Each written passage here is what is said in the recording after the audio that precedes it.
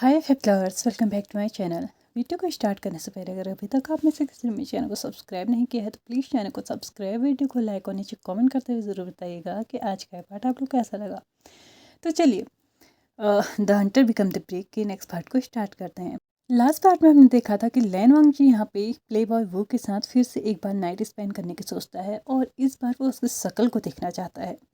Finally वो room में पहुंच भी चुके थे और लैन वांग जी उसके मास्क पे हाथ डालते हुए बोलता है कि अब इसका क्या काम है। तो यहाँ पे प्लेबॉय वो उसके हाथ को पकड़ते हुए बोलता है, अब तुम्हारे पास इसका राइट नहीं रह चुका है, क्योंकि मैं बस एक बार ही अपनी शक्ल दिखाता हूँ। ऐसा कहते हुए वो लैन वांग जी को रोक देता है।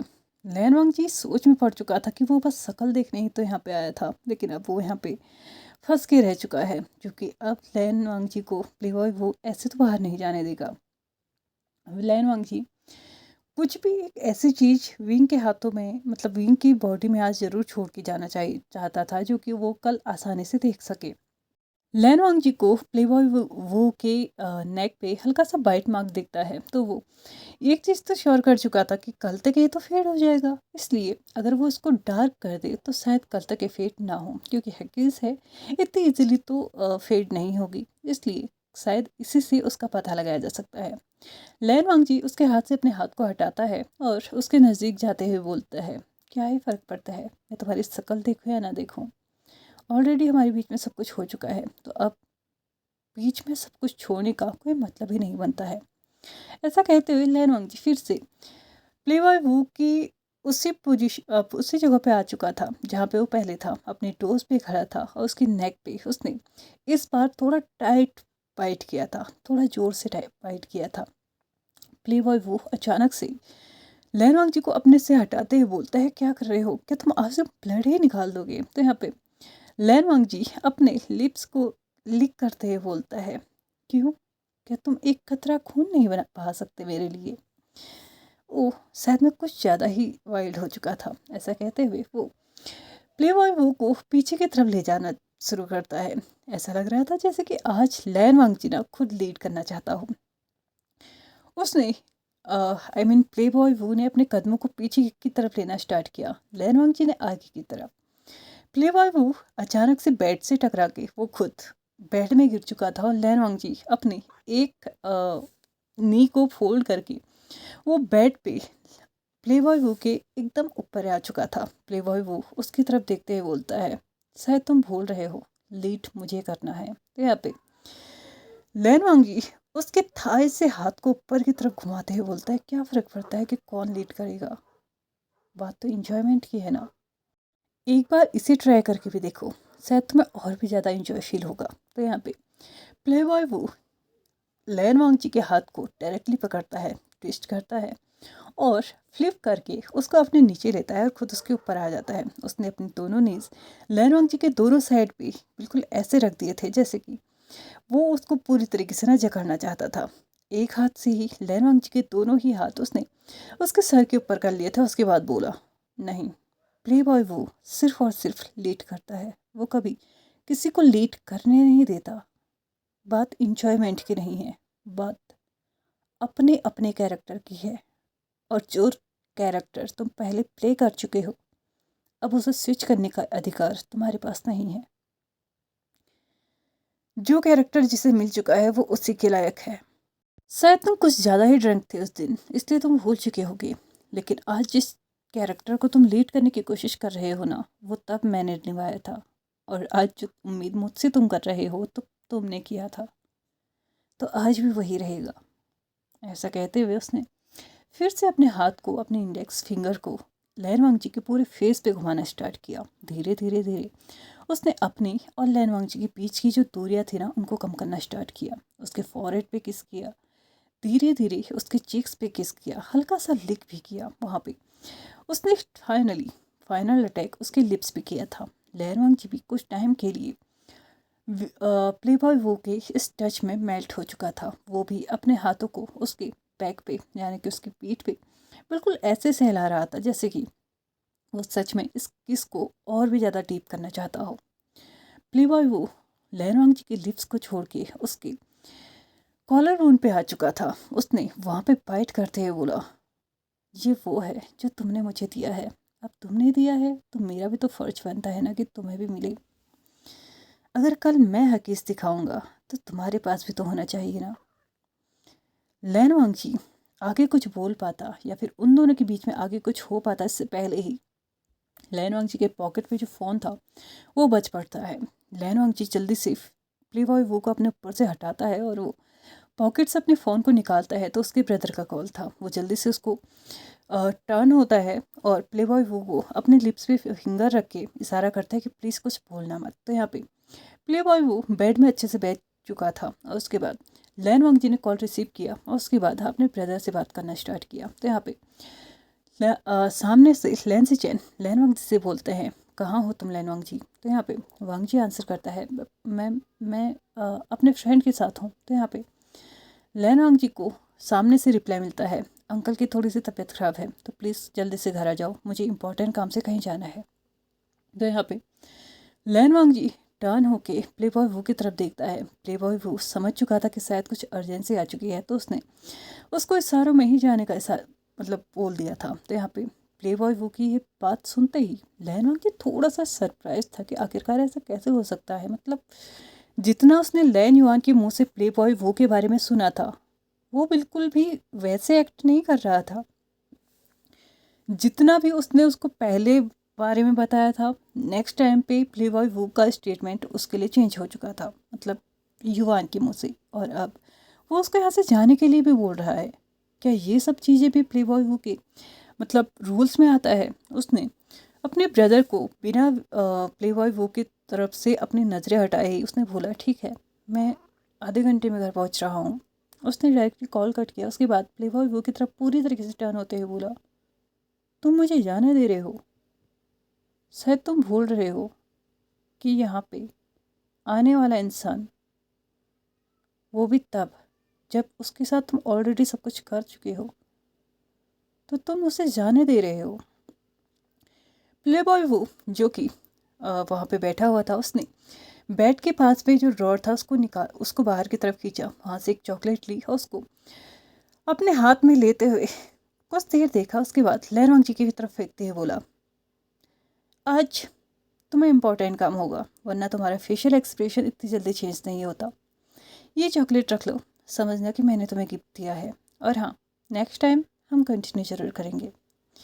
ऐसा कहते हुए उसने एक और चॉकलेट निकाली और उसके बाद बोला, मुझे भी चॉकलेट खाने का मन कर रहा है। तो यहाँ पे लैन वांगजी ने बोला, बिल्कुल खाओ, तुम्हें मना कौन कर रहा है। तो यहाँ पे प्ले बॉय वो आंसर करता है, उसके लिए मुझे मेरा मास्क खोलना होगा। शायद तुम समझ रहे होगे मैं क्या कहना चाह रहा हूँ। लैन वांगजी उस चॉकलेट को अपने पॉकेट में रखता है और साथ साथ में अपने फ़ोन को भी। वो वहाँ से बिना कुछ बोले ही टर्न होता है और उस कमरे से बाहर निकल चुका था। सामने से प्ले बॉय वो ने अपने फेस से मास्क हटा लिया था और यहाँ पे उसने चॉकलेट खाना स्टार्ट किया। उसके बाद बोला, ये सब कुछ करने के लिए तो लाइफ पड़ी हुई है, शायद तुम्हें इस वक्त बहुत ज़्यादा इम्पोर्टेंट काम है तो तुम्हें अभी वहाँ पे होना चाहिए। और वैसे भी तुम्हें क्या लगता है बिना मास्क उतारे मैं सब कुछ कर सकता था? मैं तो खुद चाहता था कि आज की ये चीज़ें हम यहीं पे ओवर करें। कोई नहीं, बट अगली बार शायद मैं कर नहीं पाऊँगा। उसने अपनी चॉकलेट फिनिश की और वो उस कमरे से बाहर आ गया। इस वक्त वो बिना मास्क के था क्योंकि उसे अच्छे से पता था बाहर जो भी है वो ऐसा इंसान मतलब ऐसे इंसान होंगे जो कि उसे जानते तो होंगे लेकिन उसकी आइडेंटिटी वो कहीं भी और जगह जाके रिवील नहीं करने वाले हैं। लैन वांगजी आधे घंटे में अपने घर पहुंच चुका था और वहां जाके उसने देखा कि उसके अंकल की ना हल्की सी तबीयत खराब थी, ज़्यादा भी नहीं थी लेकिन हाँ हल्का सा फीवर होने था। लैन सीचेन को इसी वक्त कहीं पे जाना था, इसलिए उसने लैन वांगजी को यहाँ पे उसके अंकल की देखभाल के लिए छोड़ दिया था। यहाँ पे पूरी रात लैन वांगजी ये सोचता रहा कि क्या कल उसे विंग के नेक पे वो हकीस दिखेगी। क्या होगा अगर वो विंग और प्ले बॉय वो दोनों एक ही होंगे तो क्या वो स्वीकार कर पाएगा? क्या उसके लिए ये आसान होगा? और सबसे बड़ी बात, जिस तरीके से उसने विंग के साथ रिएक्ट किया है, क्या जो कुछ भी उन दोनों के बीच में हुआ वो सही हुआ था या फिर मतलब बहुत सारे क्वेश्चंस जो यहाँ पे लैन वांगजी के दिमाग में चल रहे थे। वो एक हिसाब से देखा जाए तो ये सोच रहा था कि शायद अगर प्ले बॉय वू और विंग दोनों अलग अलग हुए ना तो ही शायद सही होगा, क्योंकि ये दोनों अगर एक ही होंगे तो शायद उसके लिए सिचुएशन ना बहुत ज़्यादा ऑकवर्ड हो जाएगी। लेंस चैन बीच बीच में अपने अंकल को भी देख रहा था और फिलहाल वो अपनी गहरी सोच में भी था, क्योंकि उसे कल का बहुत बड़ा टेंशन था। फाइनली नेक्स्ट मॉर्निंग यहाँ पे लेंस चैन ऑलरेडी उठ चुके थे, क्योंकि वो ऑलमोस्ट मिडनाइट में घर आए थे और अभी उन्होंने देखा था कि उनके ब्रदर और अंकल दोनों ही आराम से सो रहे हैं, तो वो जल्दी से उठ के उन दोनों के लिए ब्रेकफास्ट तैयार करने लगा था, क्योंकि उसे भी पता था कि रात भर तबीयत ख़राब होने की वजह से अंकल ने कुछ ज़्यादा चीज़ें नहीं ली थी, कुछ खाया भी नहीं था। और लैन वांग जी जो कि रात भर अपने अंकल का ही ध्यान रख रहा था, तो उसे भी काफ़ी भूख लगी होगी और उसे कॉलेज भी जाना है। तो यहाँ पे लैन सिचेन ने सारी तैयारियाँ कर ली थी। लैन सिचेन अपने अंकल के रूम में जाते हैं, वहाँ पे ही लैन वांग जी भी सोया हुआ था, क्योंकि उसे बीच बीच में अपने अंकल का ध्यान भी रखना था, तो वो अपने रूम में तो नहीं जा सकता था। इसलिए उसने लैन सिचेन ने दोनों को एक साथ उठाया और बोला कि उन्हें रेडी हो जाना चाहिए, फ्रेश हो जाना चाहिए। उसने ऑलरेडी ब्रेकफास्ट तैयार कर लिया है, तो वो नीचे आके ब्रेकफास्ट कर ले, और लैन वांग जी को कॉलेज भी जाना है, तो वो तैयार भी हो जाए। लैन वांग जी उठने के बाद अपने रूम में जाता है, अपने बाथरूम में जाके उसने अपना मॉर्निंग रूटीन फ्रेशन अप होके वो फाइनली वापस आके अपना ड्रेस्ड जो से होना था ड्रेसअप वो होके वो नीचे आता है। नीचे आज जब वो आया था तो उसके फेस पे ना एक अलग सी एक्सप्रेशंस थे, मतलब वो एक अलग ही वर्ड में खोया हुआ था। लैंसी चैन ने कहीं ना कहीं अपने ब्रदर के फेस पे ना ऐसी कंफ्यूजिंग वाली चीज़ें देख ली थी। उसने लैन वांग जी से पूछा, क्या हुआ है वांग जी, तुम कल से थोड़ा वियर्ड हो। कल से ही नहीं, मैं तुम्हें पिछले एक हफ्ते से देख रहा हूँ। ऐसा लग रहा है जैसे तुम किसी एक चीज़ के बारे में बहुत ज़्यादा सोच रहे हो। क्या कुछ ऐसी चीज़ है जो तुम मुझे बता सकते हो? तो यहाँ पे लैन वांग जी डायरेक्टली तो कुछ नहीं बोलता, लेकिन फिर भी वो इनडायरेक्टली अपने ब्रदर से पूछता है, बाय एनी चांस आपको कभी ऐसा पता चलता है कि आप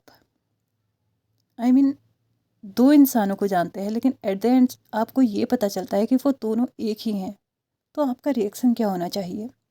तो यहाँ पे लैन सिचेन एक गहरी सांस लेते हैं। कुछ देर साइलेंट रहने के बाद वो अपने साइलेंट को ब्रेक करते हुए बोलते हैं, तुमने एक चीज़ तो सुनी होगी, अगर इंसान इम्पोर्टेंट है तो बात भूल जानी चाहिए, अगर बात इम्पोर्टेंट है तो इंसान भूल जाना चाहिए। अगर दोनों में से ही तुम्हें किसी एक से प्यार है तो तुम्हें दूसरे इंसान को एक्सेप्ट कर लेना चाहिए, लेकिन अगर दोनों में से किसी एक से तुम्हें नफरत है और किसी एक से प्यार, तो ये तुम्हें खुद से जानना होगा कि तुम्हें क्या करना है। क्या तुम्हें उसको अपनी नफरत वाली फीलिंग्स देनी है या फिर प्यार वाली? क्योंकि इस सिचुएशन में कोई तीसरा इंसान आके तुम्हें नहीं बता सकता। अगर यहाँ पे सिचुएशन ये होती कि तुम्हें किसी एक से प्यार होता और किसी एक के साथ तुम नॉर्मल रिलेशनशिप में होते, तो शायद ये कहा जा सकता था कि तुम्हें खुशी होनी चाहिए कि तुम जो दो इंसानों को लेके घूम रहे थे वो एक ही है, और फाइनली तुम्हें अब दो दो रिश्ते ना निभा के उस इंसान के साथ एक ही रिश्ता निभाना है। लेकिन जहाँ पे सेम चीज़ अपोजिट हो रही हो, तो वहाँ पे सिर्फ तुम ही हो जो अपने आप को जवाब दे सकते हो। किसी तीसरे इंसान से तुम इस जवाब की उम्मीद नहीं कर सकते। वैसे बाय द वे तुम ऐसा क्वेश्चन क्यों पूछ रहे हो? तो यहाँ पे लैन वांग जी अपने ब्रदर की तरफ देखते हुए बोलता है, ऐसी कोई बात नहीं है, बस ऐसी सिचुएशन थोड़ी मेरे साथ हो रही है, तो मैं ये सब कुछ तब बोल रहा हूँ।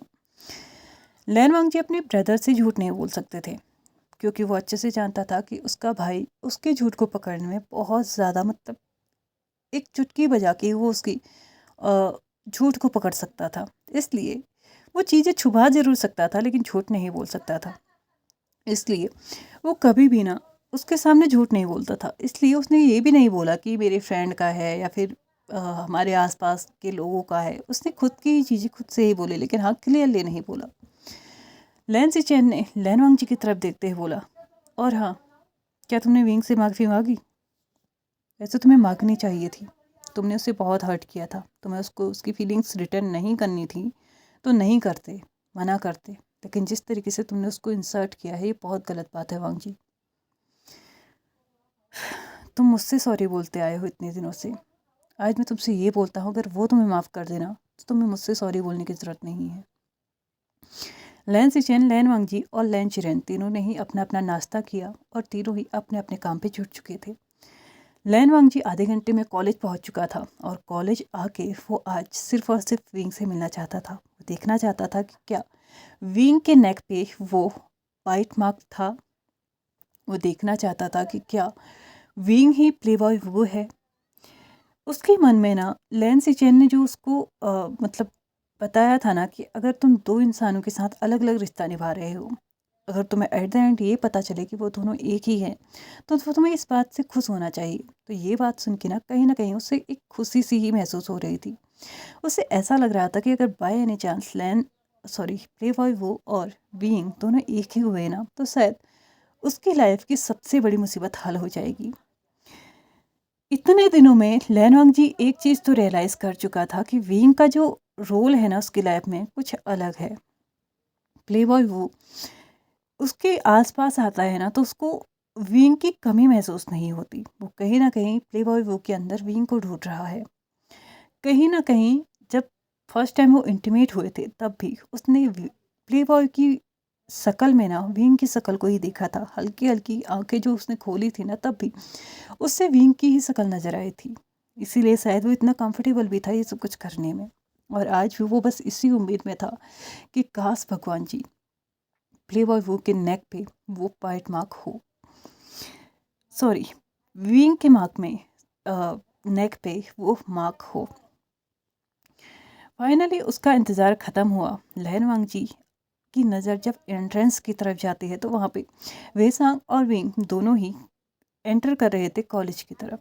लैन वांग जी आज किसी भी तरीके से विंग को 2 मिनट के लिए ही सही देखना चाहता था। विंग ने एक हाई नेक वाली स्वेटर पहनी हुई थी, आई मीन इनर पहना हुआ था, उसके बाहर से शर्ट पहनी हुई थी, टी शर्ट नहीं। और वो जब से उसने लैन वांग जी को प्रपोज किया था ना, वो तब से ही एक प्रोफेशनली एक फॉर्मल ड्रेस में ही कॉलेज आया करता था। इसलिए अभी उसका जो लुक था ना, वो एकदम फॉर्मल था, जो कि वो हमेशा से ही रहता था।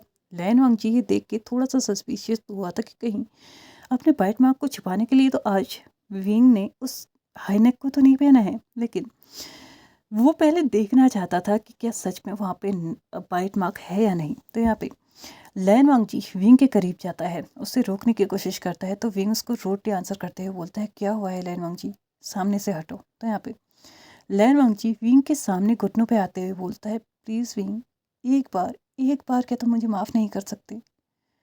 मैं मानता हूँ मुझसे गलती हुई है, मैं तुमसे माफ़ी मांग रहा हूँ, तुम कहो तो मैं सबके सामने माफ़ी मांगूंगा, लेकिन प्लीज़ मुझसे बात तो करो। क्या तुम हमारे उन दिनों को भूल चुके हो जब हम इतने अच्छे तरीके से रहते थे? तो यहाँ पे वींग उसकी तरफ देखते हुए बोलता है, ओह, तो तुम्हें वो दिन याद भी है?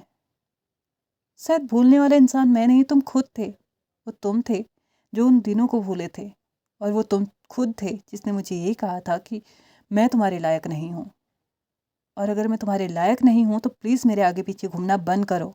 मेरी भी एक लाइफ है, हमारे एग्जाम्स चल रहे हैं, और मुझे उनमें फोकस करना है, ना कि तुम में। लैन वांग जी विंग के सामने अभी भी बैठा हुआ था, और विंग थोड़ा सा साइड होकर वहाँ से निकलने ही वाला था कि तभी लैन वांग जी उसके हाथ को पकड़ के अचानक से उसके हाइनक को ना उसके नेक से नीचे कर देता है, और वो भी उस साइड से जिस साइड उसने प्लेबॉय वो की नेक पे ना बाइट मार्क दिया था। उसने बहुत उम्मीदों के साथ ही सब कुछ किया था, बट उसकी उम्मीद वहाँ पे टूट गई जब उसने उसके नेक पे ना कोई भी बाइट मार्क देखा ही नहीं। लैन वांग जी के आंखों में ना अचानक से आंसू आने लगे थे। वो ये सोच रहा था कि उसने कितनी बड़ी गलती कर दी। मतलब उसने अपने आप को एक ऐसे इंसान को सौंप दिया जिसे वो जानता ही नहीं। इवन अब तो वो उसकी शक्ल तक नहीं देख सकता। क्या सच में उसने इतनी बड़ी गलती कर दी, इतनी बड़ी बेवकूफ़ी कर दी? क्या उससे मतलब वो एक तरीके से अपने आप को ना ऐसा फील कर रहा था जैसे कि उसने विंग के साथ ना चीट किया हो। क्या सच में विंग के नेक पे वो वाइट मार्क नहीं था, या फिर इसके पीछे कुछ और ही चल रहा था? ये तो हम देखेंगे आने वाले एपिसोड्स में, क्योंकि अभी मेरा टाइम हो चुका है इस पार्ट को यहीं पे ख़त्म करने का। तो चलिए फ्रेंड्स, आज के इस पार्ट को हम यहीं पे ख़त्म करते हैं। वीडियो पसंद आए तो प्लीज़ लाइक से सब्सक्राइब एंड कमेंट करते हुए जाइएगा। Thank you so much for watching my video and bye bye.